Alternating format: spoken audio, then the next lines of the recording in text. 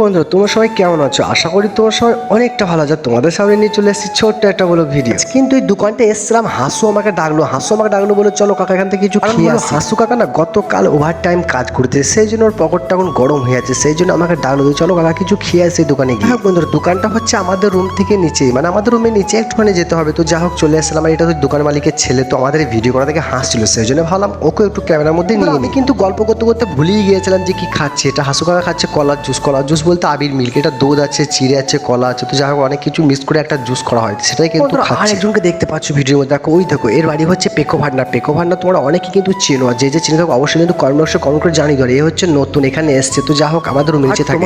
আমাদের সেই প্রিয় হাসু কাকা ভাইরাল, বুঝতেই পারছো কলা জুসটা খাচ্ছে না, লজ্জা করছে। আর এই ভাইজান তো চালিয়ে যাচ্ছে সমানে নিজের আপন মনে, কি আর করবে। যাই হোক বন্ধুরা, আজকের মতো ব্লগ ভিডিওটা এখানেই শেষ করলাম। নেক্সট ব্লগে আবার দেখা হবে। বন্ধুরা তোমরা সকলেই ভালো থেকো, সুস্থ থেকো, টাটা, বাই বাই।